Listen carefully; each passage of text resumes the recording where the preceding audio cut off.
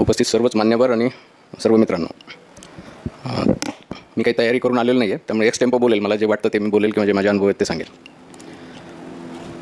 काही काही गोष्टी मी बोलताना कदाचित असं वाटू शकतं की ह्या थोड्या लाईन सोडून आहेत किंवा म्हणजे जनरली डिप्लोमॅटिकली करेक्ट नसतील, पण तेवढं कृपया बिअर करा. मी कुठल्याच फोरमवर जात नाही किंवा कधीच कुठे काही बोलत नाही.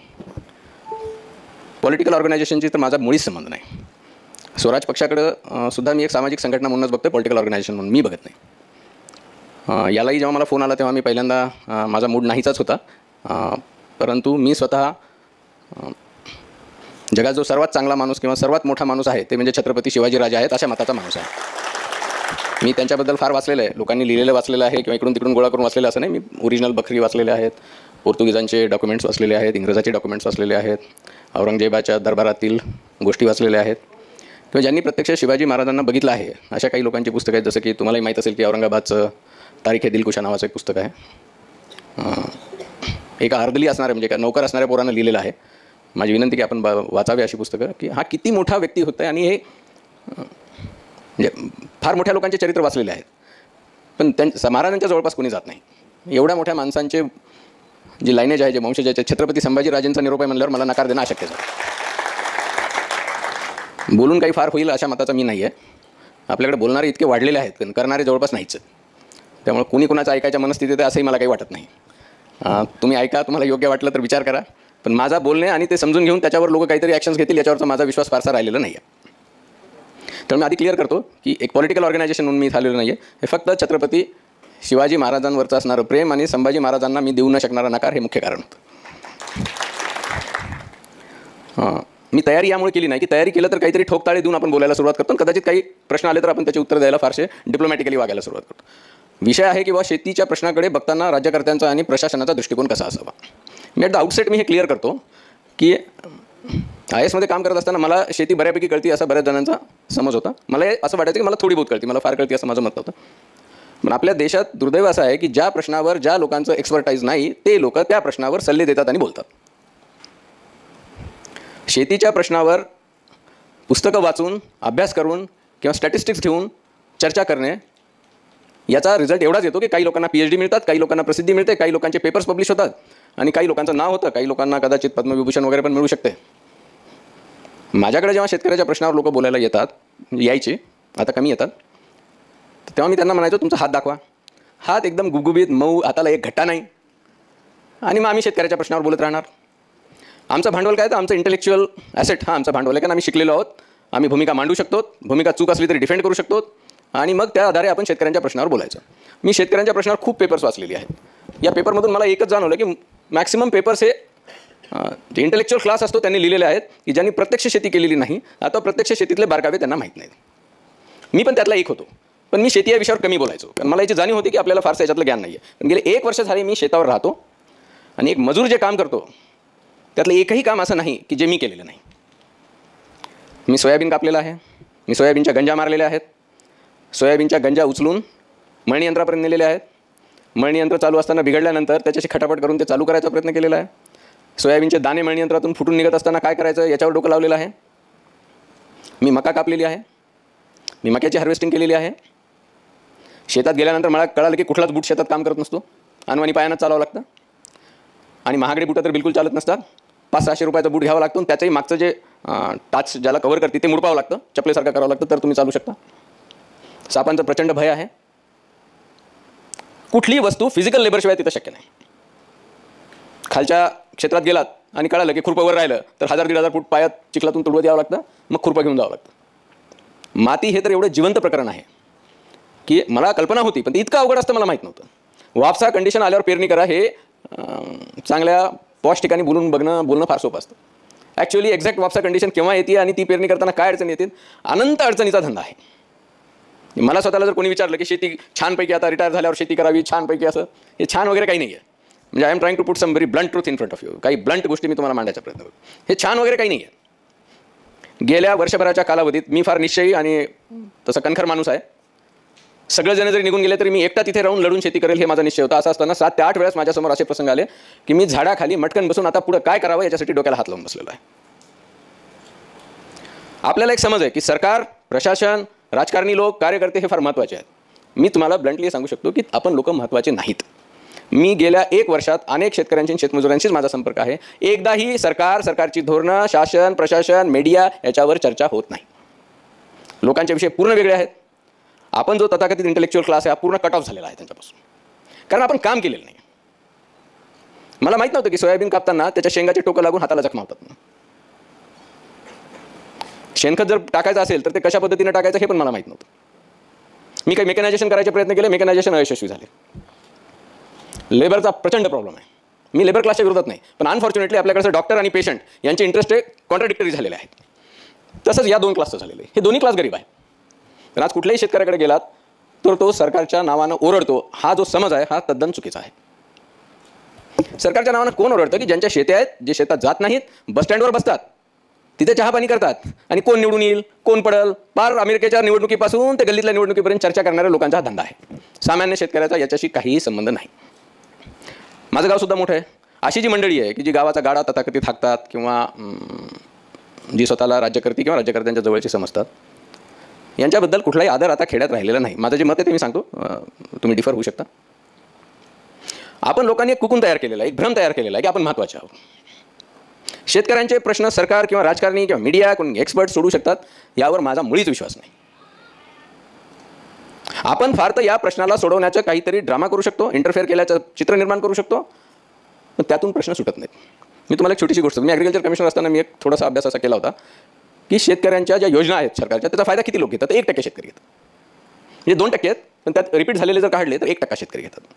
ज्याला ट्रॅक्टर गेला असेल, त्याला ड्रीप गेलेलं असतं, त्याला स्प्रिंकलर गेलेलं असतं, त्याला शेततळे गेलेलं असतं. चक्रा कोण मारणार?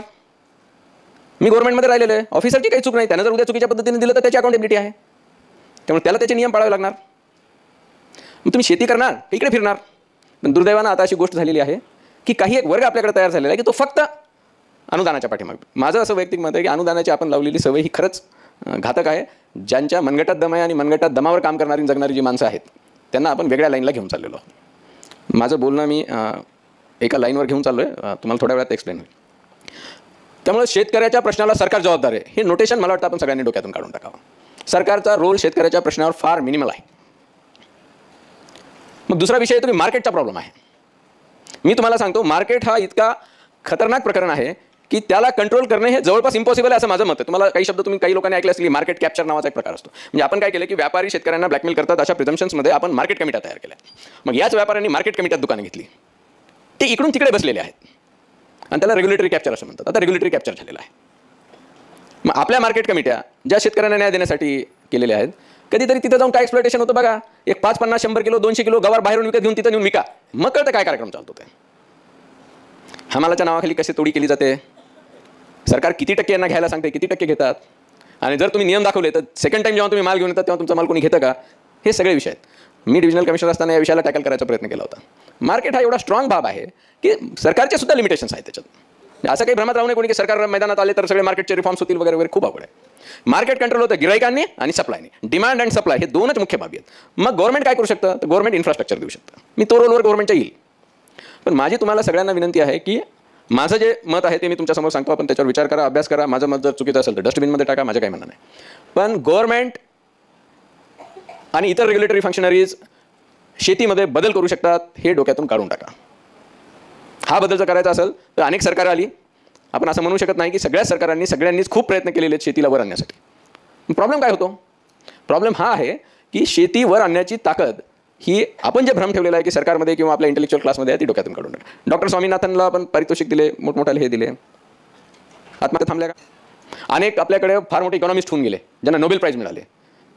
ते इकॉनॉमी चेंज करू शकले का? नाही करू शकले. त्यामुळे हा भ्रम पहिल्यांदा आपण दूर करावा की सरकार हे सोल्युशन देऊ शकतं. त्यामुळे सरकारला दोष देणं आपण सगळ्यांनीच थांबवलं पाहिजे. सरकार कुणाचाही असो, माझा विषय नाही आहे, मी पॉलिटिकल पर्सन नाही आहे, मी पॉलिटिक्समध्ये बोलणार पण नाही. पण सरकार शेतकऱ्यांच्या विरोधात आहे किंवा सरकार शेतकऱ्यांना तारत नाही, हा जो भ्रम आहे हा आपण दूर केला पाहिजे असं माझं मत आहे. शेतकऱ्यांचे प्रश्न सोडवायचे असतील तर त्यांचे प्रश्न काय आहेत हे आधी आपण समजून घ्यायला पाहिजे. हे प्रश्नच लोकांना माहिती नाही. माझा रिपोर्ट होता अनुदान द्या म्हणून. हा रिपोर्ट फार क्वालिटी रिपोर्ट आहे का? हे फार क्वालिटी सोल्युशन आहे का? माझं मत आहे ते काही क्वालिटी सोल्युशन नव्हतं, पण मला दुसरं सोल्युशन सुचलं नाही. आम्ही सर्वे केला आणि सर्वेमध्ये जेव्हा थोडं विदारक चित्र, जे मला माहीत होतं असं विदारक चित्र आहे, ते विदारक चित्र आल्यावर करायचं काय, मी असं सुचवलं होतं की बा सगळे तुम्ही अनुदान बंद करा आणि त्याच्यात जे पैसे वाचतील त्याच्यात थोडी काही ॲडिशनल पैसे घालून यांना एक्स ग्रॅशिया आपण काहीतरी मदत करतो असं करा. ही त्यांचे जे व्यथा आहेत त्या थोड्या कमी होतील. मग आता व्यथा काय आहेत मी तुम्हाला सांगतो, मी फटाफट सांगतो कारण वेळ आपण आधीच लेट केलेला आहे. व्यथा काय आहेत शेतकऱ्यांच्या? याच्यात माझ्याकडून काही शेतकरी वर्गांवरही म्हणजे काही नवीन पोरं जी काम करतात त्यांच्यावरही टीका होईल. आपण आपले खर्च वाढवून ठेवलेले आहेत. मी जेव्हा लहान होतो तेव्हा 4-5 किलोमीटर लांबीच्या शेतावर लोक पायी यायचे. आता पोरं मोटरसायकलवर येतात. माझ्या शेजारच्या शेतामध्ये मला असं दिसतं की त्याचा म्हातारा बाप काम करत असतो, पोरगं मोबाईलवर असतं. तो माणूस कुठेतरी वांग्यातल्या याच्यातलं गवत काढत असतो, हे मोटरसायकलवर कुठेतरी जाऊन येत असतं. बोलण्यात हुशार वडील बोलू नाही शकणार, म्हातारे पोरगं बोलण्यात हुशार, पण कामाचा एक्झॅक्ट आउटपुट काढलं तर पोराचं आउटपुट काही फारसं दिसत नाही. आता ही अवस्था आलेली आहे शेतीत की पोते शिवायचे असेल तर मजूर बघा, इथपर्यंत आता लोकांची मजल गेलेली आहे. मग कसं होणार? मी गेला 1 वर्ष झाले तिथे राहतो. या 1 वर्षात फक्त एक शेतकरी मला येऊन बोलला की तुम्ही काय काय प्रॅक्टिस करता. मी माझ्या पद्धती काही डेव्हलप केल्या उत्पादन काढण्यासाठी. मी खूप वाचले, खूप पेपर्स वाचले, खूप माहिती घेतली आणि रिकामा होतो. आणि मग माझ्या पद्धतीनं मी भुईमुग पिकवला, मका पिकवला, हळद पिकवली, आसामुंती, मेघावन नावाची हळद आणली, सगळं केलं. फक्त एका माणसाने मला येऊन विचारलं की तुम्ही कसं केलं. आजपर्यंत मला एकानंही हे विचारलं नाही की तुमची कल्टिवेशन प्रॅक्टिस काय, तुम्ही काय टाकता, काय पिकता, काय नाही. दुसरा एक वर्ग आहे की जो शेतावर जात नाही, बस स्टँडवर बसतो, तो मात्र येऊन तुम्हाला मार्गदर्शन करतो की साहेब तुम्ही ते असं नव्हतं करायला पाहिजे. पहिल्यांदा तर त्यांचं असं म्हणणं होतं की हा 1 महिना टिकेल, 1 महिन्यानंतर पळून जाईल, आणि शेतात काबाड कष्ट खूप आहे. आपण माणसं तयार करण्याकडे फारसं लक्ष दिलेलं नाही. आपण कायम ब्लेम करत गेलो कोणाला, हे बदमाश, ते वाईट, ते लक्ष देत नाहीत, ते चोर, सरकारी अधिकारी फालतू, सरकार असं करतं, पॉलिटिशियन्स असे करतात, हे तसे करतात. पण खाली जे डिग्रेडेशन चालू झालेलं आहे, माझं वैयक्तिक मत आहे की त्याच्याकडे कुणाचेच लक्ष नाही. 100-100 एकरवाली आज रोजाने निंदायला जातात. फ्रॅगमेंटेशन झालं, लँड्स कमी झाल्या, प्रॉब्लेम्स वाढले, पिकांचा खर्च, इनपुट कॉस्ट वाढल्या. जी औषधं आधी मारायची त्या औषधांना आता काहीच होत नाही. नवीन औषधं, नवीन मॉलिक्यूल येत राहतात. नवीन मॉलिक्यूलमध्ये पुन्हा असंच इक्वेशन, जसं डॉक्टर पेशंटचं इक्वेशन आहे तसं कृषी दुकानदार आणि शेतकरी यांचं इक्वेशन होऊन बसलेलं आहे. काही कृषी दुकानदार मला म्हणे की साहेब तुम्ही आमच्या नावानं ओरडता म्हणे, परंतु शेतकरी सांगतात झालं औषध द्या म्हणे. आता टिल्ट नावाचं औषध जर मारलं तर साधारण 1 महिना भेंडी विकायला नाही आली पाहिजे. आज मारतात, उद्या मार्केटला नेतात. हे फक्त शेतकऱ्यांपुरता विषय. हे डिग्रेडेशन इतक्या वाईट स्तरावर आलेलं आहे, म्हणजे गोष्टी आता थोड्या उद्ध्वस्त होण्याकडे चालल्यात का अशी भीती वाटावी इथपर्यंत परिस्थिती आहे. मला आजपर्यंत माझ्या आजूबाजूचा एकही शेतकरी असा दिसला नाही की जो शेती करताना खुश आहे. चांगली किंमत मिळाली तर ताबडतोब शेती विकायला लोक तयार आहेत. मग ही शेती त्यांचे बापदादे जेव्हा करत होते, जेव्हा रस्ते नव्हते, जेव्हा यांत्रिकीकरण नव्हतं, जेव्हा काहीच नव्हतं, तेव्हा हीच शेती ते लोक कसे करायचे? ते लोक जास्त कष्टाळू होते. आपली पहिली पिढी जास्त कष्टाळू होते. आता कष्ट नको वाटायला लोकांना. माझ्या शेतात सुपर फॉस्फेटची गाडी आली. ड्रायव्हर साहेब म्हणले मी काही उतरू शकत नाही. गड्यानं सांगितलं की माझी तब्येत बरोबर नाही. मी 70 बॅग सुपर फॉस्फेट, 1 बॅग 50 किलोची माझ्या पाठीवर घेऊन मी गोडाऊनमध्ये नेऊन टाकली. जेव्हा मी हे क्लिअर केलं की असं कुठलंही काम नाही की जे मी करू शकणार नाही.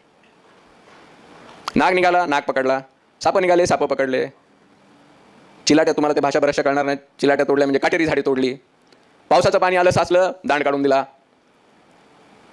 गोष्टी उगवल्या नाहीत, टुबून पुन्हा तिथं लावल्या. शेतकऱ्यांचा सर्वात मोठा दुश्मन आहे तणकट. सरकार काय करणार याच्यावर? वेळ लागायची पाळी आलेली तणकट. म्हणजे माझा एक मित्र मला असं म्हणला की कुणाचा बदला घ्यायचा असेल तर त्याला 5 एकर इरिगेटेड शेती घेऊन द्यावं. हां, त्याची वाटच लागते तिथे. या क्षेत्रातलं तणकट काढली की तिथलं काढते, तिथलं काढली की इथलं काढते, इकडे बोर मारते, तिकडे पाणी देते, त्या बोरचं पाणी मिळेल की दुसरं बोर मारतं. मालाला भाव फार कमी आहे का? मी थोडा डिफर होईल. एक्सपर्ट्स म्हणतात मालाला भाव फार कमी आहे, पण ते मार्केटचे फोर्सेस आहेत, त्याला काही इलाज नाही आहे. सोयाबीन 2000 असताना आम्ही विकलेलं आहे. 1 वर्ष 10,000 गेल्यावर लगेच आपण म्हणतो की ते 10,000 झालं पाहिजे, पण इंटरनॅशनल मार्केट नाही ना सपोर्ट करत. ते बोलण्याला काय अर्थ आहे? आणि मी कृषी आयुक्त होतो, भरपूर योजना आहेत आणि भरपूर धडपड आहे, पण मला वाटतं की बऱ्याचशा गोष्टीचे, बरीचशी औषधं जी आहेत ती या रोगाला लागू पडत नाही. This is one of the most difficult profession on earth. अत्यंत अवघड धंदा आहे. आणि या अवघड धंद्यामध्ये सर्वात मोठा प्रॉब्लेम आहे शेतात उगवणाऱ्या तणाचा. इनपुट कॉस्टवर आपण बोलत राहतो, इनपुट कॉस्ट एवढ्या नाही. शेतकऱ्याला जर सांगितलं की बाबा ते औषध नको मारू, हे स्वस्तातलं औषध हे मार, तर त्यांचा सुद्धा आता विश्वास बसलेला नाही आहे. ते महागडं औषध घेतात. आणि मग अँटीबायोटिकचा अब्यूज जसं आपल्या देशात चालू आहे की कोणी डॉक्टर काहीतरी अर्धवट अँटीबायोटिक देतो आणि मग त्याची रेजिस्टन्स डेव्हलप होतो, आता मोठ्या प्रमाणात आढळते. दुसरी गोष्ट आपण हे डोक्यात घेतलंच नाही की सगळी पृथ्वी मानवाच्या बापाची मालमत्ता नाही आहे. तर बाकी लोकांना जगायचं हक्क ना. पक्षी जगू द्यायचे नाही, किडे जगू द्यायचे नाही, कोणालाच जगू द्यायचं नाही. असं कसं होऊ शकतं? आता मी बघितलं की जर एखादा व्हायरस अटॅक आला तर आपण काहीच करू शकत नाही आणि पीक बसतं. दुसरा शेतकऱ्यांना सिरियस प्रॉब्लेम जो भेडसावतो तो मला वाटतं लेबरचं. याचं कारण असं आहे की एकूणच पुढच्या पिढ्या जशा यायल्यात तसे काबाड कष्ट करण्याकडं लोकांचं आता मत झालेलं नाही आहे. मी तुम्हाला माझं उदाहरण देतो. माझ्याकडे 5 एकर मका होते. मका कापायला आली, कोणी कापायलाच येईल. साधारण 3,000 रुपये एकरी मक्याला कापायला घेतात. ते म्हणले 12,000 रुपये असले तर आम्ही येतो. कारण या पण वर्गाला माहीत झालं की ही लोक कष्टाची कामं नाही करू शकत, यांच्यात ताकद नाही आहे. आणि मग शेवटी 1.5 महिना मका उभा होते. एक दिवशी सकाळी मी रागारागात उठलो आणि मग मका कापायला मी सुरुवात केली. मी 3 तासात 9 ते 12 मध्ये अर्धा एकर मका कापली.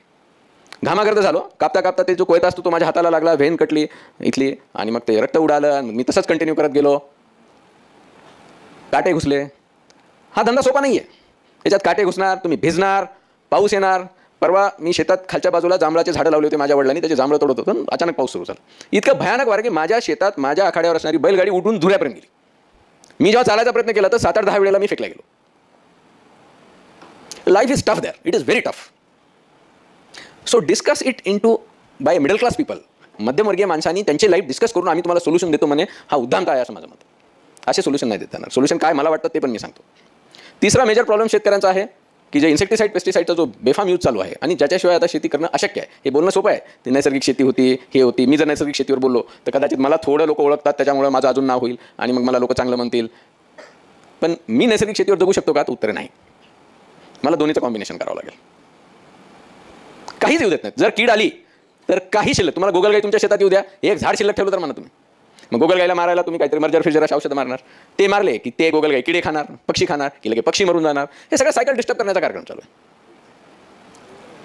याच्यावर थोडं काम झालं पाहिजे. मी पुन्हा म्हणतोय सरकारचा विषय नाही, हा विषय शेतकऱ्यांचा आहे. मागे मी नाव घेत नाहीत पण एका मोठ्या माणसाबरोबर मी फिरत होतो आणि अनुदानाचा विषय चालू होता. मी नोकरीत असतो. संबंधितांनी मला विचारलं की तुम्ही माझ्यासोबत काय येत नाहीत. मला पाहत नाही म्हणलं की मनगटाच्या जोरावर जगणारी माणसं अनुदानासाठी हात पुढे करतात हे मला काही पाहावं वाटतं. ही माणसं मेहनतीवर जगणारी माणसं, त्यांनी तुमच्या समोर यायचं, साहेब सोयाबीन गेले पैसे द्या, साहेब हे गेलं पैसे द्या, हे मला काही पाहत नाही. मग आता मजुरांचा प्रश्न आहे तर तो मेकॅनायझेशन सोडवावं लागेल. मेकॅनायझेशन करायचं असेल तर क्वालिटी मेकॅनायझेशन करावं लागेल. क्वालिटी मेकॅनायझेशन करायचं असेल तर प्रायव्हेट सेक्टरला इंटरेस्ट घ्यावं लागेल. प्रायव्हेट सेक्टरला जर इंटरेस्ट घ्यायचा असेल तर ते प्रॉफिट कमावणार. मग माझी विनंती की मग आम्ही जे शेतकऱ्यांचा कळवळा असण्याचं सांगतो, मग आपण एखादं म्हणजे प्रत्येक पॉलिटिकल पार्टी असेल, प्रत्येक मीडिया हाऊस असेल, कोणी असेल, एक युनिट थोडं मेकॅनायझेशन करता इन्व्हेस्टमेंट करा. प्रायव्हेट इन्व्हेस्टमेंट शेतीत फार कमी झालेली आहे. आता शक्तिमान कंपनी आहे, ती काहीतरी काढणार. अजून कोणत्या कंपन्यात काही काढणार. पंजाब हरियाणामधून तर एवढे जुगाड आहेत, गुजरातमधून, पंजाबमधून खूप इंटेलिजंट जुगाड केलेले आहेत त्यांनी. त्याचा वापर आपल्याकडे होत नाही. झाला तर ते बरेचदा आपल्या सॉईलला सक्सेसफुल होत नाहीत. याच्यावर मेकॅनायझेशनवर खूप काम होणं जरुरी आहे. मेकॅनायझेशन झालं नाही तर एक दिवस असा येईल की लोक शेती सोडून देतील. कारण खेड्याने ही जी कुणी काही म्हणत असेल की बेरोजगारी वगैरे वगैरे, खेड्याने मजूर मिळत नाहीत, बिलकुल मजूर मिळत नाही. मी जेव्हा शेतावर गेलो तेव्हा माझ्या पत्नीला मी सांगितलं की काय करायचं, शेती करायचं आहे का शांत पेन्शनरचं आयुष्य जगायचं? शेती करायची. मला मग शेती करायची असेल तर मेहनत करावं लागेल. आता आम्ही दोघं नवरा बायको रात्रंदिवस शेतात राबतो. माझे गडी मला म्हणतात की मालक तुम्ही 2 रोजगाराचं काम करता म्हणून. सकाळी 7 पासून ते संध्याकाळी 7-8 पर्यंत आम्ही राबतो, डोकं लावतो. उत्पादन पण मी चांगलं काढलेलं आहे. मला यावेळी भैमुख जवळपास 30-32 क्विंटल एकरी झाला की जो साधारण आमच्या गावात 4-5 क्विंटलच्या ॲव्हरेज चांगलं यील्ड भारतातलं 16 क्विंटलपर्यंत आहे. इंटेलिजंटली आपण काम करू शकतो. परंतु एक लक्षात ठेवा की शेतकऱ्यांचे प्रश्न शेतकरी सोडू शकतात. त्याच्यासाठी सरकारला दोष देणे, त्याच्यासाठी कुठले प्रशासकीय लोकांना दोष देणे किंवा कोणाला दोष देणे योग्य नाही असं माझं वैयक्तिक मत आहे. शेतकऱ्यांनी प्रश्न सोडवायचे असेल तर काय करावं लागेल, तर त्यांना काम करावं लागेल की पहिल्यांदा हे ठरवलं की हा धंदा फार मोठ्या प्रमाणावर फिजिकल लेबर मागणारा धंदा आहे. नुसतं मिनिमम सपोर्ट प्राईस डिक्लेअर केली, MSP डिक्लेअर केली म्हणजे प्रश्न सुटणार नाहीत. MSP काही असू द्या, तुमची MSP 8,000 आहे समजा भैमुगाची. मार्केटमध्ये घेणारा जर 8,000चा भैमुग घेणारच नसेल तर तुम्ही काही जरी पटकला तरी तुमचा भैमुग 8,000ने विकला जाणार नाही, तो कमीनच विकला जाणार. त्यामुळे मार्केटचे रिलेशन आपण नाही तोडू शकत. गव्हर्नमेंटचे काही लिमिटेशन्स आहेत. आता प्रशासकीय अधिकाऱ्यांच्या भूमिका वगैरे आपण बोलतो, आपण या सगळ्या भ्रमातून बोलतो की हे लोक फार मोठा रोल शेतीमध्ये करू शकतात. Absolutely not. सरकार आणि प्रशासकीय अधिकारी खूप मोठा रोल करू शकत नाही. शेती जर बदलायची असेल तर शेतकऱ्यांना बदलावं लागेल. शेतकऱ्यांना जर शेती बदलायची असेल तर त्याच्या अडचणी आपण लक्षात घ्यायच्या की पहिली गोष्ट इनपुट कॉस्टवर आपल्याला लक्ष द्यावं लागेल. उदाहरणार्थ मी तुम्हाला सांगतो की आपल्याला जे जुने प्रकार आहेत, जसं की मी हळदीचे स्प्रे घेतले, 1 लिटरला 3-4 ग्रॅम हळद टाकून स्प्रे घेतले, रिझल्ट फंटास्टिक आहे. माझ्या जमिनीचा pH वाढलेला, आपल्या महाराष्ट्रातल्या सगळ्या जमिनीचे pH वाढलेले आहेत. खतं टाकले तर आपटेक होत नाही. pH मीटर कितीला मिळतं? 900 रुपयाला मिळतं. मी pH चेक केला 8.5 pH होतं. मग मी pH कमी करायला काय करावं होतं, 1 किलो तुरटी जर आपण एकरी सोडली पाण्यातून तरी pH डाऊन होतो. 60-70 रुपयाचा विषय. असे सोल्युशन्स आपल्याला काढावं लागतील तर काहीतरी खरं आहे, नाही तर इथं काही खरं नाही. पुढची गोष्ट की आपल्याला हे पण लक्षात घ्यावं लागेल की शेतीत होणारं प्लास्टिकचं पोल्युशन प्रचंड आहे. म्हणजे मला असं वाटतं की मी जेव्हा माझ्या शेतात पहिल्यांदा गेलो नोकरी सोडून, ते एक ट्रकभर प्लास्टिक मी वेचलं असेल. याच्यावरही आपल्या कोणाचं लक्ष नाही आहे की मग बायोडिग्रेडेबल प्लास्टिक आपल्याला त्यांना देता येईल का, याच्यावरही आपल्याला विचार करावा लागेल. चौथा मुद्दा असा आहे की सरकार काय करू शकते याच्यात, तर शेतीला जाणाऱ्या रस्त्याचा फार सिरियस प्रॉब्लेम आहे, फार सिरियस प्रॉब्लेम आहे. म्हणजे EGSमध्ये MREGSमध्ये आता रस्ते मंजूर मोठ्या प्रमाणावर गव्हर्नमेंटने केलेले आहेत. आपल्याला त्याच्यावर भर द्यावं लागणार आहे आणि आपल्याला तिथे इन्व्हेस्टमेंट करावं लागणार आहे. आपण इकडे बांधूत, मेट्रो बांधूत, उड्डाणपूल बांधूत, तो उड्डाणपूल थोडा चुकला की तो पाडून दुसरा बांधूत, सगळं करू. तर थोडं अर्बन सेंट्रिक डेव्हलपमेंट जे आहे तो फोकस थोडा आपल्याला काढावा लागणार आहे. जोपर्यंत तुम्हाला सांगतो इतके हाल आहेत, म्हणजे माझी विनंती आहे की मला तर कधी कधी असं वाटतं की जे शेतकऱ्याच्या शेतावर त्यांना 5-5 एकर शेती घेऊन 1 वर्ष शेती करू द्यावी, नंतर बोला म्हणावं. आणि फक्त शेतीवर जगून दाखवा. एवढं अवघड प्रकरण आहे. ट्रॅक्टर वगैरे तर फसतातच, बैलगाड्या फसतात. म्हणजे मुगाच्या शेंगांनी भरलेली बैलगाडी जिचं वजन अत्यंत नगण्य असतं त्याप्रमाणे 6-6 बैल लावून काढावं लागतं. ज्याला मराठीत राडा म्हणतो, रौंदळा म्हणतो, अशी परिस्थिती आहे. म्हणजे माझे संपूर्ण कपडे आणि मी पूर्ण चिखलानी माखलेले असे 50 प्रसंग उद्भवले. पाणी द्यायचंय, मग गडी सांगतो की पाणी चालू आहे खालच्या शेताला, जाऊन बघितलं तर मध्ये पाईप तुटलेला असते रात्री 1:30ला, तिथं बघितलं तर तिथं सापं बसलेले असतात. फार डिफिकल्ट आहे. आणि मी त्यामुळे या लोकांची मानसिक स्थिती आहे ना ही खूपच अशी, म्हणजे ते खूप टफ लोक आहेत म्हणून ते टिकून आहेत. हीच घटना जर ब्राझील फिजी इकडे तिकडे झाली असती, कदाचित तिथे असेल आपल्याला माहिती नाही. जर तापट स्वभावाची लोक असती तर गोंधळ केली असती. पण अत्यंत टफ लोक आहेत. निराशाजनक परिस्थिती आल्यावरही त्याच्यातही लढायचा प्रयत्न करतात. मी 80-90 वर्षाची म्हातारी आजी किंवा आजोबा बघितलेले आहेत की जे त्याला शक्य होईल तेवढं गवत उपटत असतात पिकातलं. गेल्या 1 वर्षाच्या डिस्कशनमध्ये कुठेही गव्हर्नमेंट आमच्यासाठी काय करणार, प्रशासन आमच्यासाठी काय करणार, ही चर्चा मी ऐकलेली नाही. ही चर्चा फक्त काम न करणारे जे टोळ भैरव बस स्टँडवर बसतात ही त्यांच्या चर्चा आहेत. माझ्या गड्याला मी म्हणलं काय रे ते इलेक्शनचं काय, कोणाला पडलं म्हणून इथं पाणी द्यायचं आणि कुठं डोकं लावायचं. आणि ही टोळ भैरव मंडळी जेव्हा येतात तेव्हा ती शेतीबद्दल कधीच बोलत नाही. पिकाला काय लावावं त्यांना जर विचारलं की मॅग्नेशियमचा रोल काय आहे पिकाच्या डेव्हलपमेंटमध्ये, किंवा मॅग्नेशियम आणि झिंक एकत्र करून द्यावी का नाही, लोकांना माहीत नाही. झिंक सल्फेट द्या म्हणतात, मायक्रोन्यूट्रियंट द्या म्हणतात, ते फॉस्फरस बरोबर देतात. फॉस्फेट आणि झिंक यांची मैत्री असते, त्याचं बनतं झिंक फॉस्फेट. ना फॉस्फरस मिळतं ना झिंक मिळतं. वर्षानुवर्ष टाकायलेत लोक. DAP टाकतात, DAP सॉईल चिकट होतात, माहीत नाही लोकांना, टाकतात लोक. त्यांची आशा असती. मग उधाऱ्या, मग त्या उधाऱ्या फेडता नाही आल्या की मग आत्महत्येचं दुष्टचक्र सुरू होत जातं. सध्याचा प्रॉब्लेम निपटा यासाठी 10% कर्ज घेणारी माणसं मी बघितलेली. आणि मग आपण दोष देतो.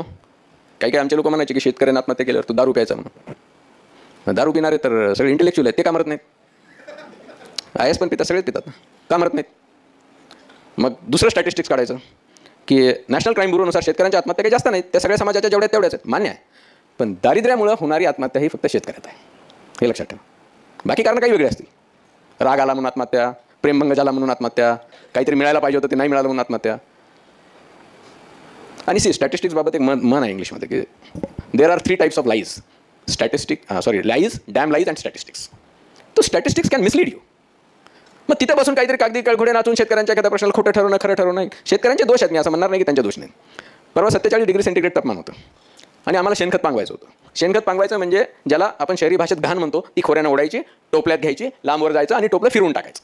ठीक आहे, तुम्हाला काही जणांना माहीत असेल खेड्यातल्या लोकांना. मी आणि माझी मिसेस, माझा गडीन त्याची मिसेस, आम्ही 4 जण करतो. मी माझ्या मिसेसला 12:30 वाजता म्हणलं की फक्त आजूबाजूला नजर टाकून बघ, 1 जण तरी कोणी काम करते का. एकही माणूस जवळपास 1.5-2 किलोमीटर परिसरात काम करताना दिसला नाही. 2:30ला मी पुन्हा तिला दाखवलं की बघ म्हणलं कोणी काम करायला, कोणीच नाही. 4:45ला एका शेतात एक आऊत लागलेलं दिसलं मला.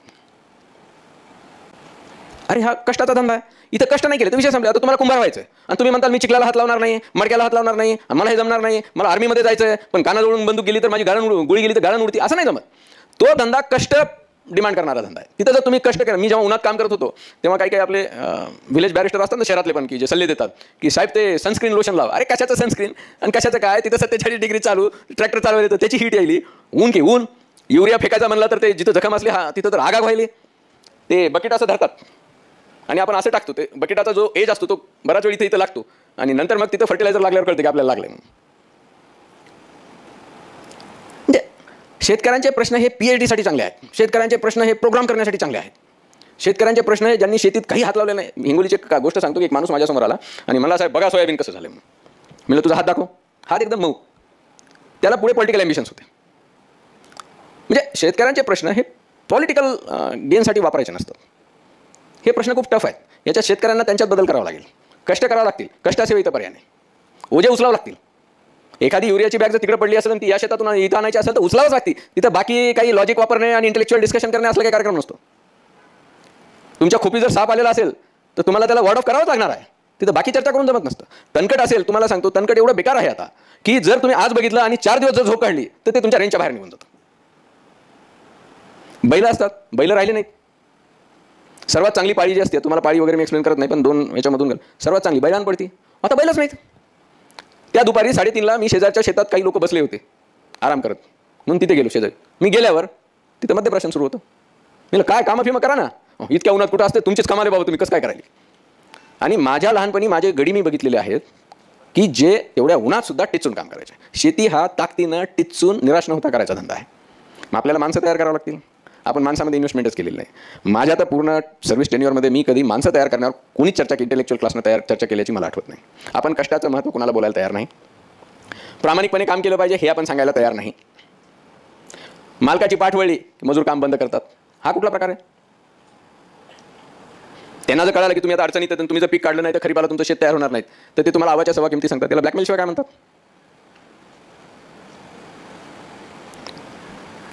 11ला शेतात येणे, 11:30पर्यंत जेवण करणे, 12ला कामाला लागणे, मध्ये 2दा इंटरव्ह्यू घेणे पाण्याच्या वगैरे, 2ला काम बंद करणे, 2 ते 3 काम आराम करणे, 3 ते 5 काम करणे. कसं काम होणार? आणि याला कारण आहे ना की जो मालक असतो तो जर अब्सेंटी लँडलॉर्ड असला आणि तो खरा हाडाचा शेतकरी नसला, समजा आमच्यासारखे लोक की ज्यांची शेती आहे पण काम करायची तयारी नाही, त्यांचे हे चालेल. आता आपल्याला हे लक्षात घ्यावं लागेल की साध्या गोष्टी सांगायची वेळ आली आहे. खेड्यांना सुद्धा मी जबाबदारीने बोलतोय. खरं बोला, पैसे घेतले तर इमानदारीने काम करा. शेतकऱ्याचं नुकसान होत असलं तर तुमच्या पोटात सुद्धा तुटलं पाहिजे. कामाच्या वेळा पाळा, थातूर मातूर काम करू नका. शेतकऱ्याला ही सांगायची वेळ आली की बाबा शेतीचा धंदा आहे, तुला काम करावं लागेल. तू बांधावर बसून जर चर्चा करत असेल कोण निवडून येते, कोण पडते आणि काय चाललंय, तर मग कसं काय होणार आहे? काम करावं लागेल ना. आपण हळूहळू काम न करणाऱ्या वर्ग, तुम्हाला सांगतो मी जनरल एक ऑब्झर्वेशन म्हणून बघा, पोटं सुटलेल्या लोकांची संख्या आता खेड्यानं बघा दिवसेंदिवस वाढत चालली. आता मला तर माझा एक गडी तर असा होता की तो म्हणजे या एकरातून त्या एकरात जायला मोटरसायकल वापरली. कसं काय होणार आहे? मोटरसायकलचा खर्च वाढला, मोबाईलचा खर्च वाढला, ओव्हरहेड्स वाढले, हे सगळ्या गोष्टी आहेत. तर आपल्याला जी कष्टाची संस्कृती आपली जुनी होती, म्हणजे आपण आता बोलतो की महाराज पन्हाळगडावरून विशाळगडावर आले, ते खूप अवघड ट्रेक आहे, बरेच लोक कौतुकानं त्या ट्रेकला जातात. आता मला वाटतं आपल्यापैकी बऱ्याच जणांना सांगितलं तर चालणं पण होणार नाही. आपण जर असे होऊ लागले तर आपण लढणार कसं? आपण शेती कशी करणार? हा पहिला विषय. दुसरा विषय की शेतात जेव्हा पीक येतं तेव्हा एखाद्या वेळेस घरी एखादी गोष्ट वेळेवर नाही केली तरी चालते. शेती हा भयंकर टाइम बाउंड काम करायचा धंदा आहे. याच्यात मागं आज जर वापसा आला, आज पाऊस झाला, 2 दिवस झाले वापसा आला आणि त्या दिवशी तुम्ही पेरणी केली नाही, तिसऱ्या दिवशी ओल खाली निघून गेलेली असते आणि मग बी जर 2-2.5 इंचावर पडलं तर बी उगवत नाही. बी उगवलं नाही की 50% तुम्ही तिथे हरलेला आहात युद्ध. त्याच्यानंतर ते जेव्हा बीवर येतं, म्हणजे इतके बारकावे आहेत, मला सुद्धा हे बारकावे माहीत नव्हते, गेल्या 1 वर्षात मला समजले. हे बारकावे शेतकऱ्यांना माहीत असतात. हे आता कुठेतरी नवीन पिढीलाही शिकायला पाहिजे. नवीन पिढ्या शिकायला तयार नाही. आता 1 वर्षानंतर मला जेवढी शेतात माहिती आहे तेवढी बऱ्याचशा आजूबाजूच्या तरुण पोरांना माहिती नाही. का? त्यांचं आयुष्य शेतात गेलेलं आहे, ते तर माझ्या खूप पुढं पाहिजे. आणि मग आपल्याला येते की ॲग्रिकल्चर युनिव्हर्सिटी इतर युनिव्हर्सिटीचा रोल्स वगैरे आहेत, हे सुद्धा संशोधन करतात, तिथेच ठेवतात, लोक वापरतात, वापरत नाहीत, हा विषय वेगळा. पण सोप्या पीक पद्धती आपण काढल्या जातात. यूट्यूबवर जर तुम्ही बघितलं तर काही काही चॅनल फार चांगले आहेत. अन्न निर्माता म्हणून एक चॅनल आहे, तो फक्त लाईक करा म्हणतो, पण फार चांगला चॅनल आहे. असे काही काही चांगले चॅनल आहेत की जे व्यवस्थित आपल्याला सांगतात की काय केलं पाहिजे. तर टेक्नॉलॉजीचं ट्रान्सफर आपण व्यवस्थित केलं पाहिजे.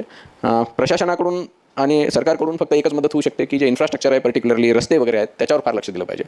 इलेक्ट्रिसिटी, आपण खूप नावं ठेवतो शेतकऱ्यांना इलेक्ट्रिसिटीचा त्रास आहे, डेफिनेटली त्रास आहे, नाही असं नाही, पण तरीसुद्धा माझ्या मतानं गव्हर्नमेंटने खूप प्रयत्न केले. इतकं जर्जर झालेलं नेटवर्क आहे आणि त्याला काही एकटं सरकार जबाबदार नाही.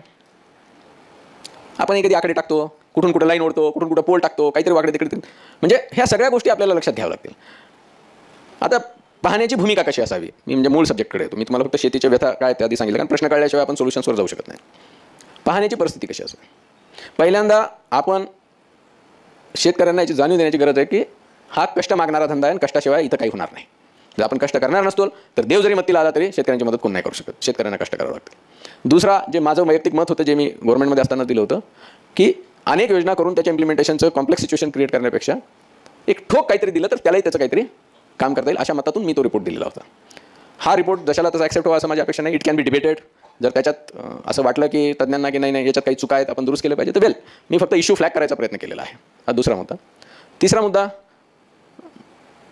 शेतकऱ्याचे प्रॉब्लेम आम्ही सोडू शकतो, हा जो भ्रम आहे हा आपण सर्वांनी डोक्यातून काढून टाकला पाहिजे. तो प्रॉब्लेम फक्त शेतकरी सोडू शकतो, आपण सोडू शकत नाही. हा तिसरा मुद्दा. चौथा मुद्दा, प्रत्यक्ष खऱ्या शेतकऱ्याचा आणि प्रशासनाचा फार कमी संपर्क येतो, फार कमी संपर्क आहे. मी आता गेल्या 1 वर्षात बघितलेलं आहे त्यांचं. एखादं काहीतरी प्रकरण येतं की शेतीला रस्ता नाही, एखाद्या प्रकरण की वाटणीत प्रॉब्लेम झाला, त्याला त्याने असं केलं तसं केलं.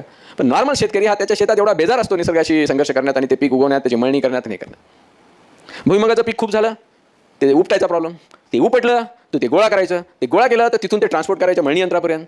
मळणी यंत्रातून काढताना त्याला 100 लफडे, ते मळणी यंत्र चोक होतं, मध्येच पाऊस येतं, पावसालाही कळतं की याची हार्वेस्टिंग सुरू झालेली काही, ताबडतोब पाऊस यायला सुरुवात होते. पाऊस आली की झाका पळा. मला पहिल्यांदा खूप वैताग यायचा. आता वाटतं की this is part and parcel of this business, त्याला इलाज नाही आहे, ते आहेच तसं.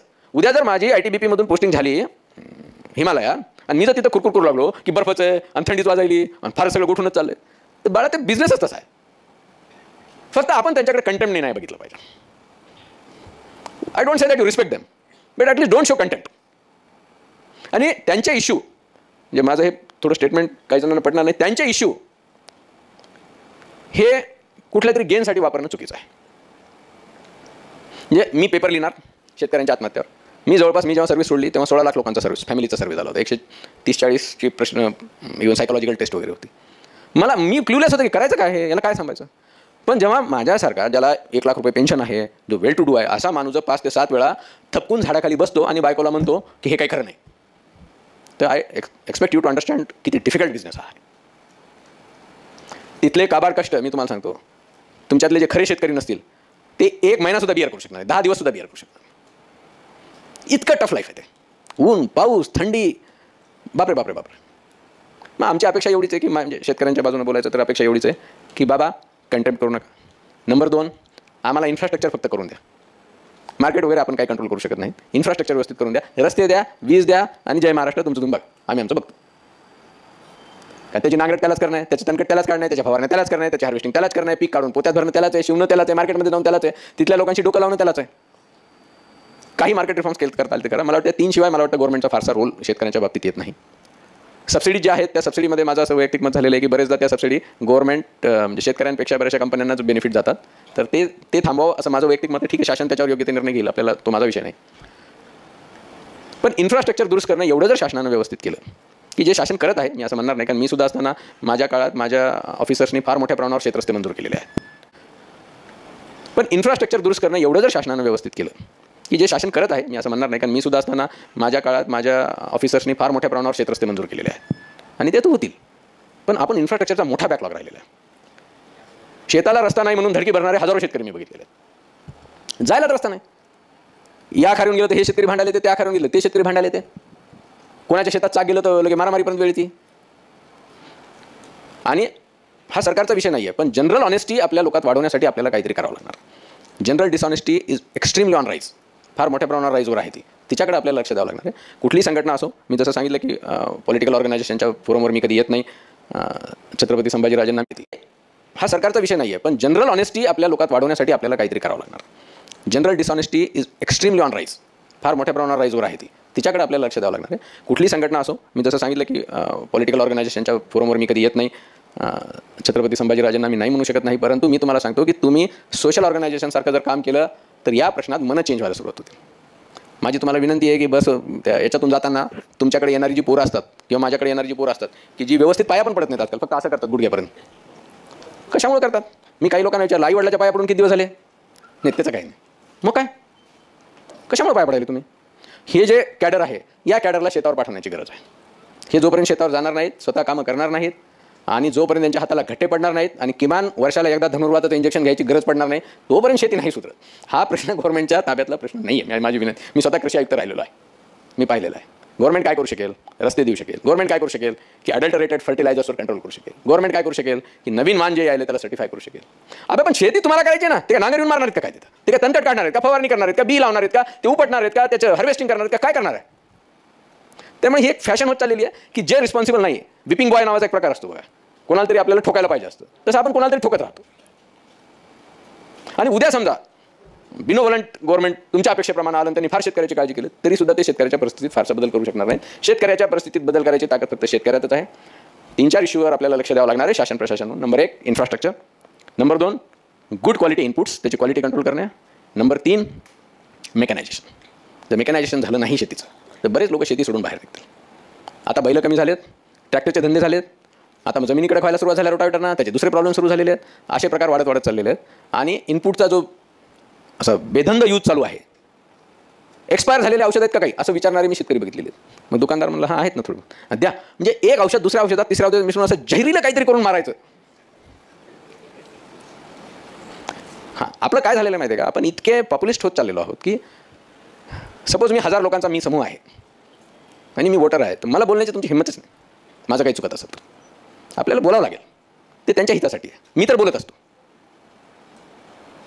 मी गहू पेरला, मी उदाहरण सांगतो आणि थांबतो. गव्हाचं 40 किलो पर एकर साधारण सीड रेट आहे. मी 9 इंचावर गहू पेरायला चालू केला. गहू पेरायला चालू केल्यानंतर तुम्हाला माहिती आहे की नाही, खालून ते बेरतं म्हणजे काय, ते जे गहू टाकायचं मशीन असतं त्याच्यात चिखल जाऊन बसते. म्हणजे प्रॉपर वापसा पाहिजे. जास्त झाला वापसा कोरडीला पडतं, कमी झाला, खालून चिटकून जातं, फार ताप आहे डोक्याला. आणि मी बसलो होतो आणि मी 9 इंचावर गहू पेरला. लोक 18 इंचावर पेरतात, 2 लाईनमधलं अंतर 18 इंच. माझं बी पडलं 110 किलो. फुले समाधान नावाची व्हरायटी आहे, शरबतीची चांगली व्हरायटी. मी स्वतः बसून मी प्रॉम नावाचा एक प्रकार आहे, फॉस्फेट रिच ऑर्गॅनिक मॅन्युअर, ते मी तयार केलं, मी स्वतः टाकलं. कोणी मला काही बोललं नाही. 10-12 शेतकरी बघत बसले होते. त्यानंतर मी पेरलं, त्याला काही बोललं. सगळं माझं झालं, संध्याकाळ झाली, सगळं आटपल्यावर चिखलातून मी लडबडून बाहेर निघाल्यावर मला म्हणे, साहेब सगळं चुकलं म्हणे तुमचं. म्हणजे काय चुकलं? 9 इंचावर गहू येत नसते म्हणे, 18 इंचात लागते. म्हणजे बरं अजून, आणि तुम्ही ओलं शेणखत टाकलं ना, आता उमणी कशी लागते बघा. मला मान्य आहे, हे तुम्हाला केव्हा माहिती होतं? आम्हाला पहिल्यापासून माहिती आहे. मी टाकल्यापासून तुम्ही समोर होते, हो बोलले का नाही? आपल्याला काय करायचं, तुमचं चाललंय. हो, हे काय प्रकार आहे? तुम्हाला सांगतो, एकही शेतकरी दुसऱ्या शेतकऱ्याला सल्ला देत नाही. यांचा काय प्रॉब्लेम आहे मला माहित नाही. हां, ते तुम्ही जर खड्ड्यात जाऊ लागले ते असं बघते आणि गेल्यावर म्हणते, मी म्हणलं होतं, मला वाटलंच होतं. ही मानसिकतेचा विषय आहे बाबांनो, मानसिकतेवर काम करावं लागेल. आणि माझ्याकडे जर चांगलं पीक आलं, हळद साधारण 100 क्विंटल पर एकरपर्यंत लोक यील्ड काढतात ओल्या हळदीचं. माझ्या 2-3 एकरमध्ये 240 क्विंटल निघालं.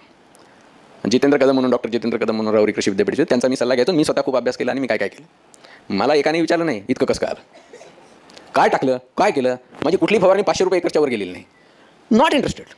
एकमेकाशी बोलत नाहीत, एकमेकाला सांगत नाहीत, एकमेकाबद्दल द्वेष, कुणाचं नुकसान. ही जी मानसिकता वाढीला लागली आहे ना, ही फार चुकीची आहे. एक शेवटची गोष्ट आहे जी कॉन्ट्रोवर्शियल होणे म्हणून मी जास्त बोलत नाही, पण समाज एक संध राहून जे समाजाने एकमेकाशी ट्रान्झॅक्ट केलं पाहिजे ते थांबलेलं आहे खेड्यानं. नाही करत लोक ट्रान्झॅक्ट. इतकी फाटाफूट आणि इतका गोंधळ आहे की मी जेव्हा सांगायला गेलो की असं असं करा, तसं तसं करा, कोणीतरी मला यूट्यूब चॅनल करा. मग मला तिथल्या एका खेड्यातल्या सुज्ञ माणसानं सांगितलं, साहेब यूट्यूब करू नका. म्हणलं का? तुम्ही सांगताल असं करा आणि त्याच्यानंतर त्याच्यात तिकडतील चुका आणि म्हणतील यार साहेबाच्या नादी लागलो, नको वाटलं झालं. म्हणजे अशी सगळीकडे परिस्थिती आहे. मला असं वाटतं की आपला जो ग्रामीण समाज आहे हा बऱ्यापैकी डिसइंटिग्रेशनच्या मोडवर आलेला आहे. कधी कधी आपला वेश बदलून किंवा आपल्याला ओळखत नाही असं जाऊन बस स्टँडवर बसा आणि ऑब्झर्व करा 2-3 तास काय चाललं यांचं. म्हणजे मी अशी माणसं बघितलेली आहेत ती एका जागेवर 2.5 तास बसून आहेत. काही जणांना मी जाऊन विचारलं काय करायला, कशामुळे बसलं, काय नाही असं शेत तिथं आहे ना म्हणे. मी इथं काय करायला, काही नाही. मग शेतात जाते का जात नाही, उठून निघून जायचं. म्हणजे फार अवघड प्रश्न विचारायला बाबा. I hope I have not confuse you. पण सोल्युशन्स सोपे नाहीत. सोल्युशन्स मेंटॅलिटी चेंज करायला, मेंटॅलिटी चेंज करणं खूप अवघड आहे. म्हणजे पुन्हा मी देतो की जसं छत्रपती शिवाजी महाराजांनी हारलेल्या मेंटॅलिटीला बदलून एवढा मोठा पराक्रम केला आणि मुघल सत्तेची दानादान उडवली, तिथं तर जीव जात होता, रक्त सांडत होतं, सर्वस्वाचं हरण व्हायची शक्यता होती. इथं तसं काही नाही आहे. पण त्याच्यावर आपण काम केलं पाहिजे मला असं वाटतं. ते जर आपण केलं नाही, प्रॉपर नॉलेज जर त्यांच्यापर्यंत गेलं नाही, त्यांची नॉलेज सिकिंग ॲबिलिटी, समजा तुम्ही नॉलेज द्यायला त्यांची नॉलेज सिकिंग ॲबिलिटीज नसली, त्यांना माहितीच करून घ्यायचं नसेल, तुम्ही काय करणार. काही जुने लोक मला येऊन बोलतात, मी जेव्हा शेणखत मागू लागलो तर मी असं टाकू लागलो. मग ते शेतकरी 70-80 वर्षाचा माणूस आला, ते म्हणला साहेब असं नसते टाकायचं म्हणे. ते मग त्यांना मला घेऊन सांगितलं. पण हे एकच नॉलेज मला पास ऑन झालं. नो बडी टोल्ड मी की how to do the farming. लोक बोलायलाच तयार नाही एकमेकाशी, नुसत्या मक्कासारखे बघतात. तुम्ही मिस्टेक कमिट करत असाल, कमिट करू. मी म्हणजे जेवढा मी डिस्टर्ब गव्हर्नमेंटमध्ये असताना असायचो त्याच्या 10 पट डिस्टर्ब मी आता हे बघून आहे. तरुण पोरं आहेत, काम करायची इच्छा नाही, विचारतात फवारणी करायची तर कोणतं औषध आहे आणि मग किती पंप टाकावं लागतात आणि मग पंप कोणता आहे. त्यांना फक्त सांगा तुम्ही हाताने हलवायचा पंप आहे, जमत नाही म्हणतात. मग कसं काय करायचं. एक दिवशी मी एक रोजदार आला आणि कांद्यावर फवारणी होती, त्यानं 2 पंप फवारणी केली. तर मी म्हणलं का रे पूर्ण कांदा झाला नाही का, एवढं सोपं आहे का साहेब, ते का ऑफिस आहे का तुमचं, ते 2 कांदे 2 पंप म्हणजे असं झालं. तर मलाही माहीत नव्हतं. मग भुईमुगावर फवारणी करायची होती तर मी फवारणी पंप घेतला. सकाळी 9 पासून संध्याकाळी 6 पर्यंत मी 27 पंप फवारले. किती 27. माझा एक बेस्ट क्वालिटी गाडी आहे, त्यानं 22 फवारले. ठीक आहे, मी 2 ते 3 त्यांना रेस्ट घेतली, मी घेतली नाही. मग मला कळलं की हा किती आळशी माणूस आहे की हा 2 पंप फवारून दिवस काढतो. कसं येणार, 400 रुपये जाणार, 500 रुपये जाणार आणि कसं वर येणार शेतकरी. चांगला गडी मिळणे, तुम्ही खेड्यानं जा आणि चांगला गडी पाहिजे म्हणा, हे दुर्मिळ प्रकरण झालेलं आहे. चांगला माणूस दुर्मिळ प्रकरण आहे. ते काय कांद्याचं बी फेकायचं तर 4-5 गावात एखादाच एक्सपर्ट असतो, असं काय एक्सपर्ट यायचं त्याच्यात. People have stopped working. शेतीचा कंटाळा आलेली माणसं नको म्हणतात. आणि मग प्रश्न कसे सुटणार. मग आपलं काम आहे की तिथं त्यांना इन्फ्रास्ट्रक्चर करून देणे. ज्यांना पर्याय नाही, अशीच लोक जर शेतीवर राहिली तर उद्या शेतीचे दानादान उडायला वेळ लागणार नाही, आत्महत्या होतील. त्याला पर्याय नाही. आत्महत्येसाठी त्यांचं जे म्हणजे आलेलं पीक जेव्हा जळतं तेव्हा काय वाटतं ते मला माहिती आहे.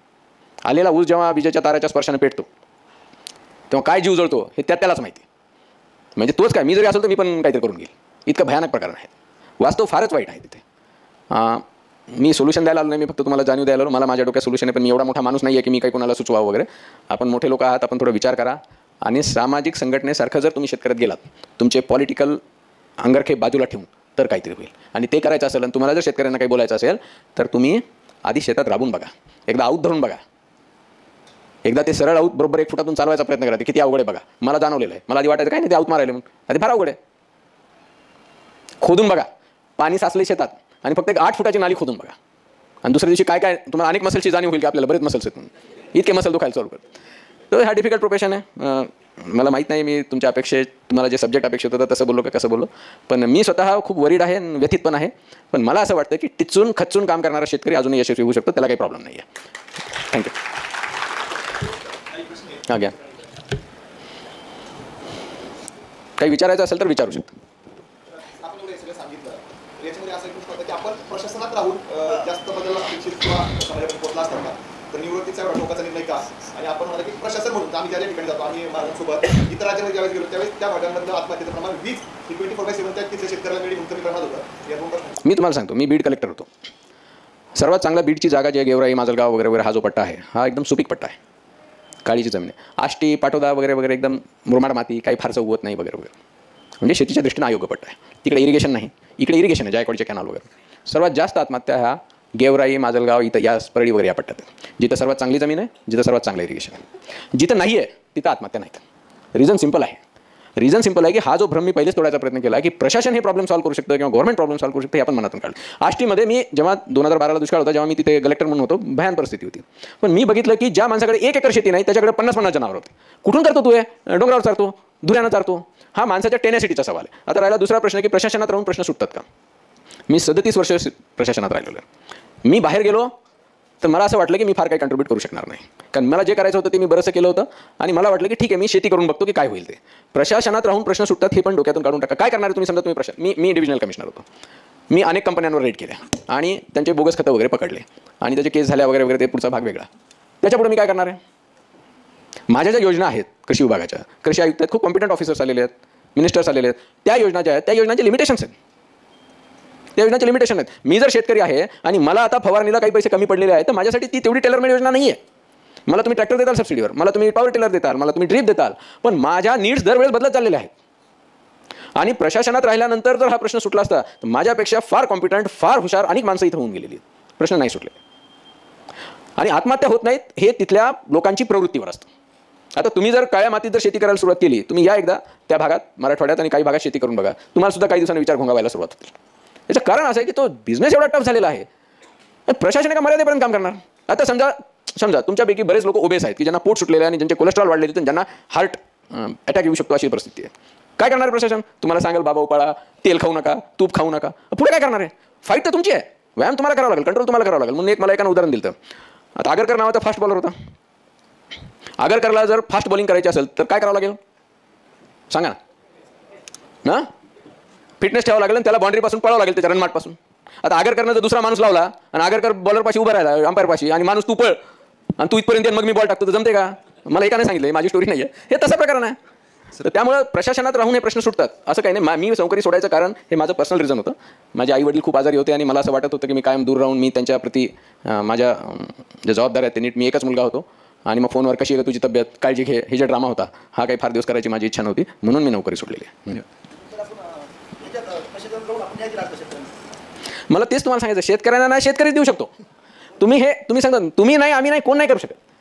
तो स्वतःच एवढा खंबीर आहे, फक्त आपण त्यांना पॅरलाइज बनवण्याचे उपद्व्याप केले नाही पाहिजे. सर 24/7 लाईटचा जो प्रकार आहे की रात्री लोड शेडिंग आणि हे तर इतर राज्यांनी दिलेले, आपल्याकडे लाईट जर पूर्ण वेळ राहिली तर फरक पडेल का? माझी विनंती आहे की तुम्ही थोडी एक माहिती घ्या की MSEBची जी अवस्था झालेली आहे आणि त्यासाठी ऑफिसर्स आणि गव्हर्नमेंट किती स्ट्रगल करतात. याचे स्ट्रगल किती आहे बघा.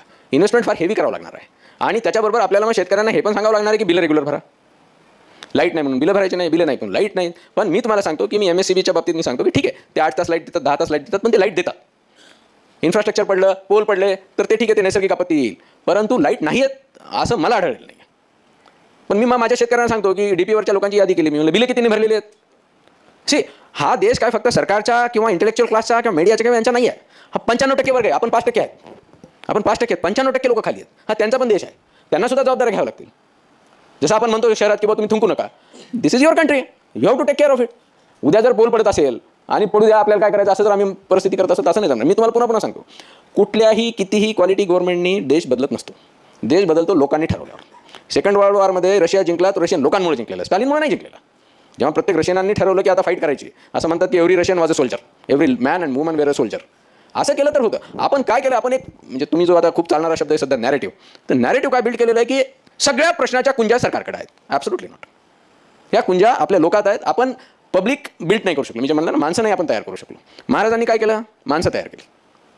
माणसं तयार केली म्हणून झाली. साधी पोरं होती, पण त्यांच्यातून मोठमोठे सेनापती झाले, लढवय्ये झाले.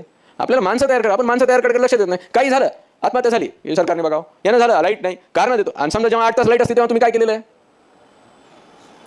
तुमच्या शेतात तणकट झालं तेव्हा तुम्ही काय केलेलं आहे?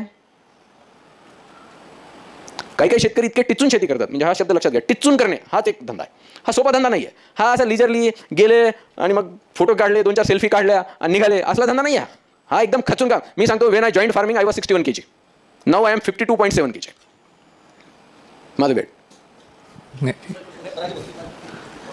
नाही. पहिल्यांदा सर, आपण कुठल्याही पॉलिटिकल प्लॅटफॉर्मवर जात नाही, तरी आपण स्वराज्य संघटनेच्या प्लॅटफॉर्मवर आला, याबद्दल स्वराज्याचा प्रमुख म्हणून मी आपल्या मनापासून आभार व्यक्त करतो. आणि खरं म्हणजे मी काही प्रश्न विचारणार नाही आहे, पण मला माझी स्वतःचीच जाणीव झालेली आहे की आत्मचिंतनसुद्धा मला करणं गरजेचं आहे. की ज्यावेळी आपण आपला बायोडेटा लिहितो किंवा आपला प्रोफाईल लिहितो किंवा कुठेतरी तुमचं ऑक्युपेशन विचारलं जातं, तर आम्ही माझं ऑक्युपेशन मी लिहितो ॲग्रिकल्चर. आता ॲग्रिकल्चर लिहिलं, पण हात माझा जर बघितला तर फार सॉफ्ट आहे. आणि मी खऱ्या अर्थाने शेतकरी आहे की ना, पहिला प्रश्न मलाच हा लागू होतो.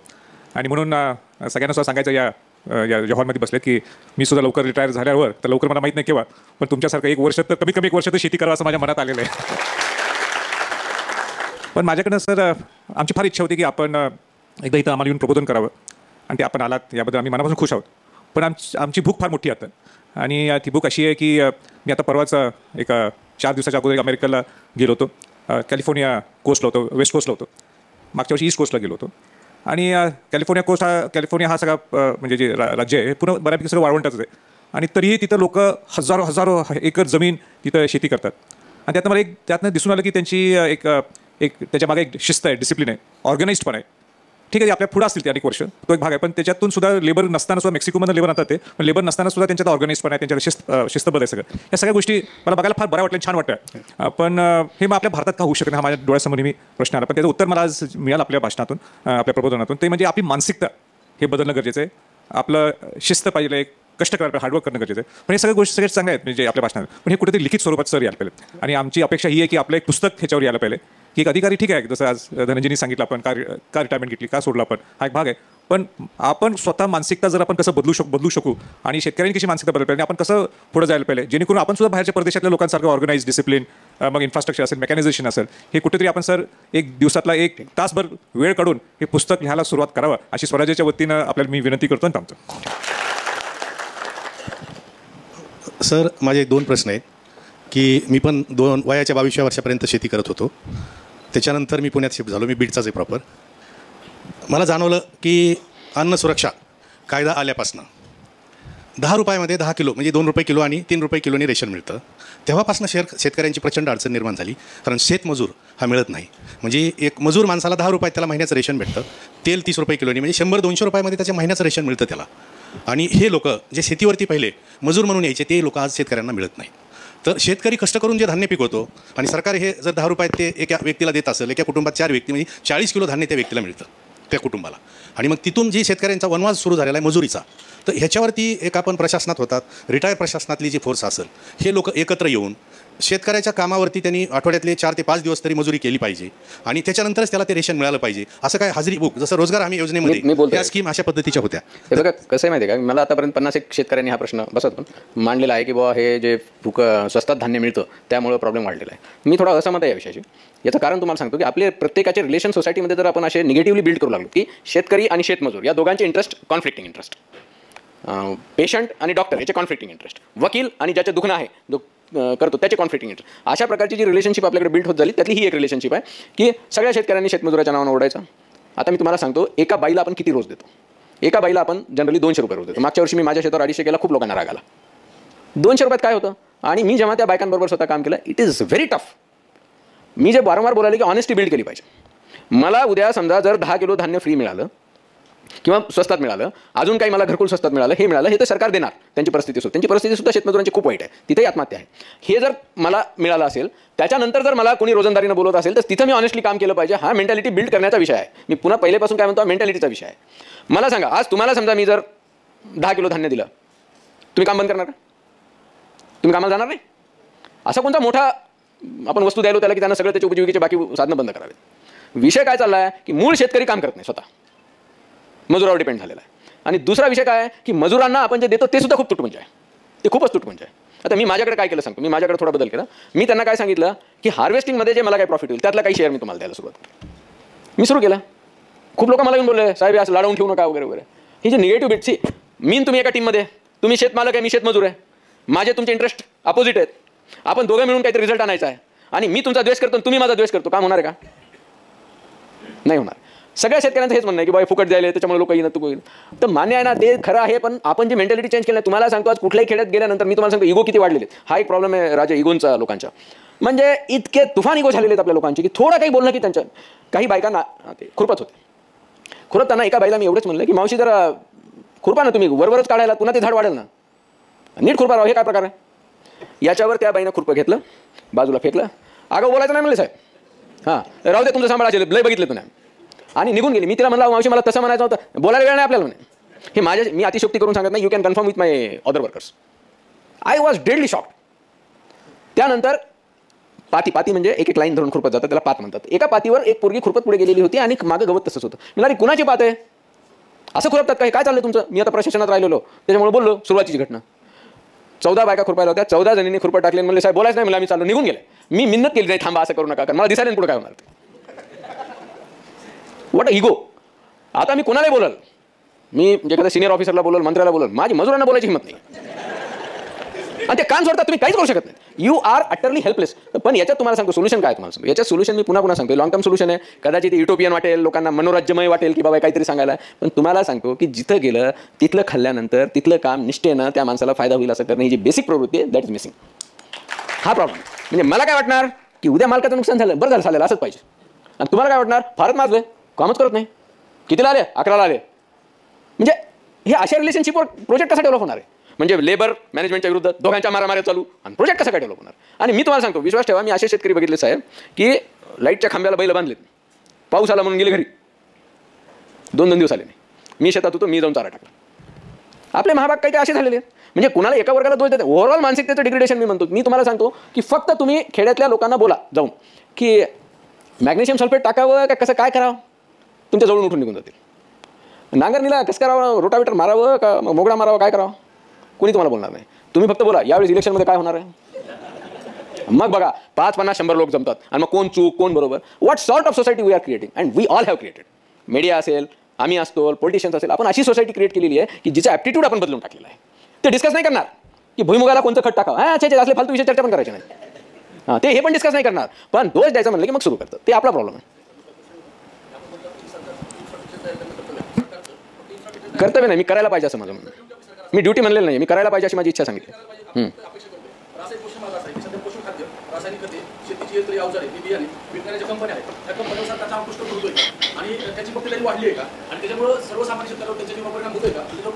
मी तुम्हाला सांगतो की क्वालिटी कंट्रोल डिपार्टमेंट नावाचं ॲग्रिकल्चर विभागाचं डिपार्टमेंट असतं, ते बऱ्यापैकी चांगलं क्वालिटी कंट्रोलचं काम करतं. ठीक आहे. आता मी जेव्हा क्वालिटी कंट्रोलचा विषय घेत असेल तर मी जे तुम्हाला सांगितलं की मी बघितलं की काही खत कंपन्यांचे मी जेव्हा रेड्स केल्या तेव्हा मला आढळलं की एकदम बोगस खत विकत होते, आम्ही कारवाई केल्या. अशा कारवाई रुटीनली चालू असतात आणि सरकार ते करत असतं. मुद्दा असा आहे की जेव्हा शेतकरी पशुखाद्य खरेदी करतो तेव्हा पशुखाद्याच्या कंटेंटबाबत खात्री करून घेणं हे पण सरकारच्या विभागांचं काम आहे. सरकारचं म्हणजे सरकारचे काही अधिकारी असतात, त्यांची जबाबदारी असतात. काही सॅम्पल्स घेतली जातात, काही सॅम्पल्स फेक केली जातात वगैरे वगैरे सगळे प्रकार होतात. ते त्या अधिकाऱ्यांनी बघितलं पाहिजे, ही तुमची अपेक्षा बरोबर आहे आणि अधिकारी करतात. माझे काही असे कलेक्टर्स होते की ज्यांनी स्वतः जाऊन रेड्स केलेले आहेत आणि अनेक कंपन्या बंद पण पडलेल्या आहेत. ओके. पण मी तुम्हाला सांगतो की आता नवीन याच्यानुसार अनेक खतांना पर्यायी लोकल सोल्युशन्स उपलब्ध झालेले आहेत.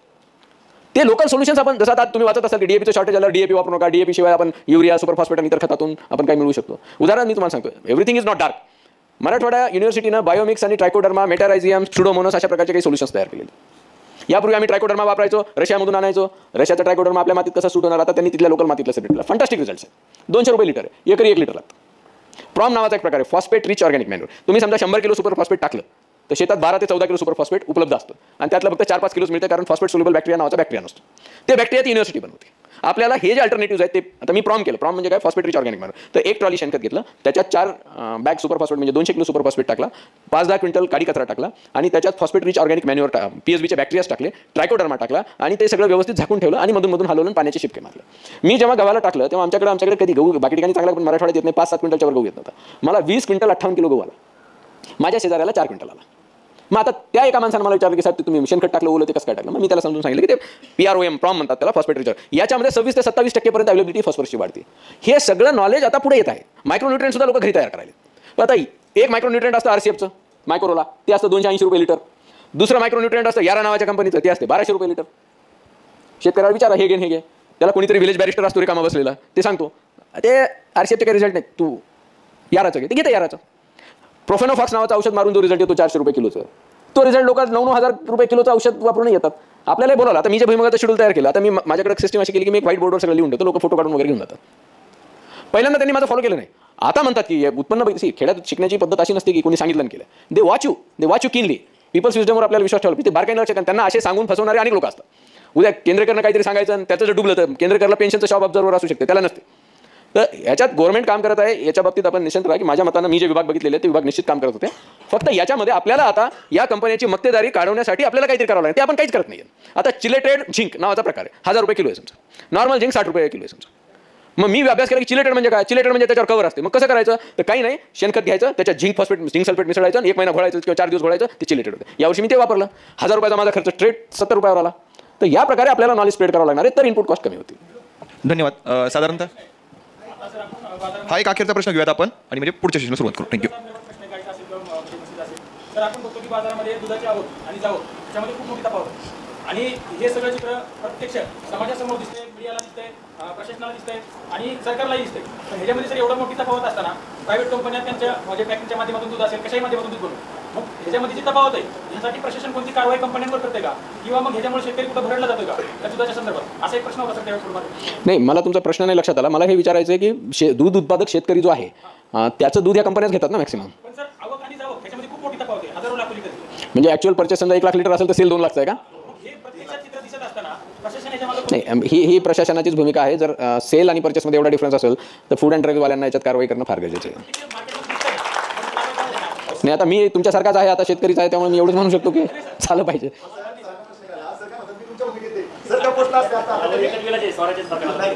नाही, मी त्यावर काय बोलणार नाही. चला ठीक, थँक्यू व्हेरी मच. धन्यवाद. एकदा टाळ्यांच्या गजरात आपण केंद्रेकर सरांना धन्यवाद देऊया. कदाचित आपल्यापैकी अनेकांनी मध्यंतरी सोशल मीडियावरती एक व्हायरल झालेला फोटो पाहिला असेल की संभाजीनगरच्या बाजारपेठेत ज्या पद्धतीनं सर्वसामान्य माणूस जातो त्या पद्धतीनं विभागीय आयुक्त असताना सर तुमच्या आमच्यागत बाजारपेठेमध्ये जाऊन डोक्यावरती बाजूला जे काही बाजारातून खरेदी केली त्याची पिशवी घेऊन सर्वसामान्य माणूस ज्या पद्धतीनं बाजारातून खरेदी करून जातो, कदाचित या देशाच्या इतिहासात